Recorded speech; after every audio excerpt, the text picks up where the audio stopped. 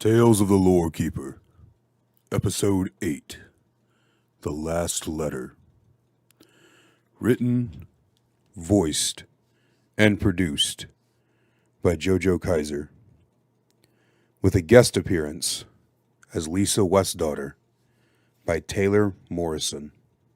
You can find her links down in the description. I wasn't sure how to feel when I opened the door to my home and saw a weeping man standing in the snowfall outside. He was shivering, and his face was stained with tears. He handed me a large rose-colored envelope.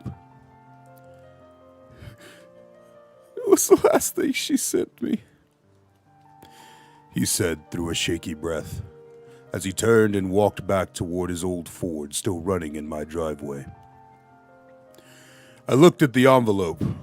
On it said, "From your darling Lisa to my prince in pink, Thomas." The letter was dated a week prior, December 10th, 1993, my first year as the new lore keeper. This was the first time I had received anything of this nature.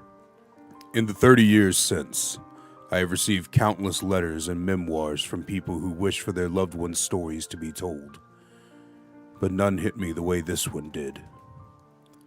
Lisa Westdaughter was my sister.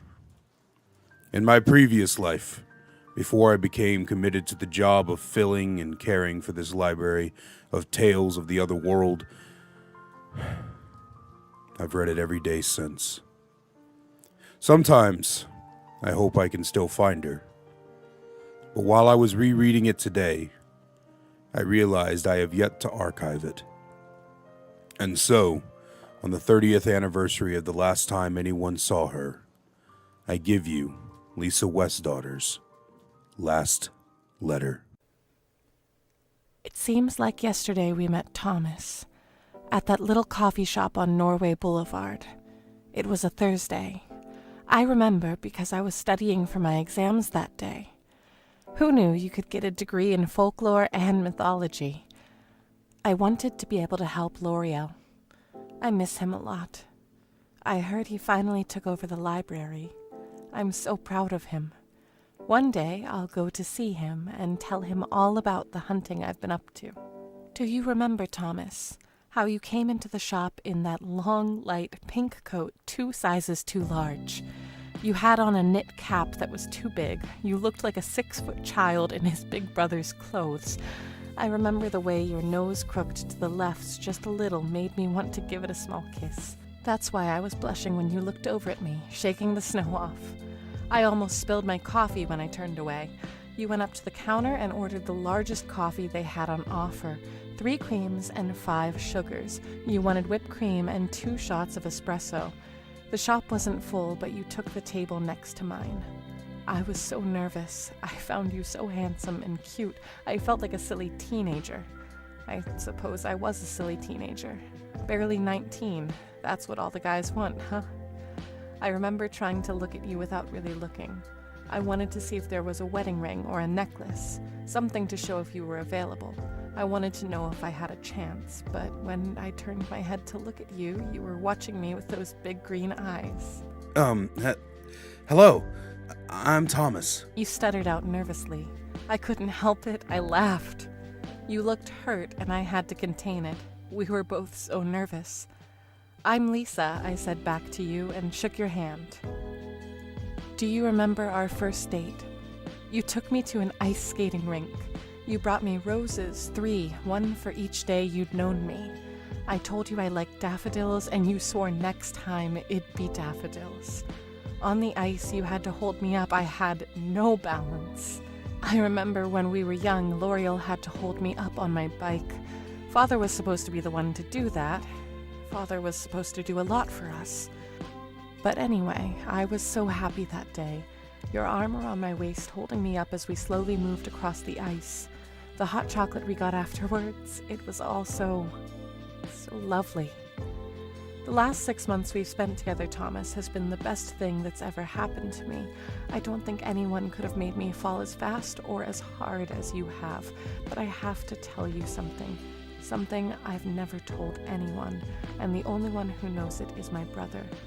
When you're done reading this, Thomas, give it to L'Oreal so he knows I found a clue. It all started when I was 7. L'Oreal was 10. We were going down the street to get ice cream from a convenience store down the road. Our mom was in the kitchen making lunch, and our dad was, well, to be honest, who cares where he was? Anyway, on our way there was a man sitting on the sidewalk. I remember him so vividly. He was bundled up under some dark green clothes with ragged holes. He had a dark blue beanie on, and he smelled of stale cigarettes and whiskey. He held out his hand as we passed. It was large and tanned heavily from the summer sun. His ring finger had the nail chipped in half, and you could see old scars from blisters. He asked in a voice that sounded worn and heavy, "Spare $1 for a struggling man, children." It was all I could do to not jump back. When he opened his mouth, dozens of baby spiders crawled from his mouth. L'Oreal stepped in front of me, far too brave for his young age. "Here, old man, and don't look at her again," he said as he shoved a 5 in the man's hand. L'Oreal somehow always knew the way to handle things. The man laughed a hoarse laugh and stuffed the bill in his coat? Blanket? I'm not sure what it was. The point is, he took the bill, and even as we walked away, I saw him, felt him watching me. The next few years after that day, I'd see him out my bedroom window when I was in school, and even once when we were on a road trip. I would tell L'Oreal or my parents every time, but only L'Oreal listened. Then, when I was 13, my mother finally saw him. She was in the kitchen washing dishes with me, and when she looked up, she saw him and let out a shrill scream. I remember the scream because it rose above the plate shattering. My father didn't even stir from his chair, but L'Oreal rushed into the living room. Frantic, he looked at the window, and the man once again vanished into the bushes when he was noticed. Later that night, the sound I heard that awoke me from my sleep, I will never forget it. My mother's scream, but higher and louder than I'd ever heard. I flung myself from my bed and ran to her in my dad's room, and there, on the bed, was the man, 4 spindly legs growing from his back, his face twisted and deformed. He had 8 eyes, and from his mouth were 2 large pincers, breaking his rotten, yellowed teeth. He had my mother by the throat. My father, nowhere to be found. "Lisa, get back!" I heard L'Oreal scream from behind me. I jumped back and I saw him fly past me with an old fire axe my father kept for chopping wood. He hacked at the creature, wailed on it, trying to make it let go of my mother. Green, rancid blood spewed all over the room, before finally it dropped my mother's body. Just her body. Her head was already in its mouth. It crashed through the window and ran away into the night. I don't think I've ever cried as much as that night. L'Oreal held me close, saying reassuring coos as he stroked my hair. The next week was nothing but police officers, detectives, and my bastard father acting as if he'd lost a dishwasher and a personal chef over his own wife. I remember thinking about killing him myself. At the end of the week, L'Oreal told me he was going to find that spider creature. He had heard of some man called the Lore Keeper, one who collects tales of supernatural beings, and for the next 6 years, I heard nothing. The creature disappeared, and I never saw his human visage again. My father basically ignored me, never cooked or cleaned, but I brought my time. I got a little job to save money for college, and at 18, I enrolled. I got letters from L'Oreal from time to time, letting me know he had become an apprentice for the Lore Keeper, and one day he may gain that title. I heard he got it earlier this year, and I'm so proud of him.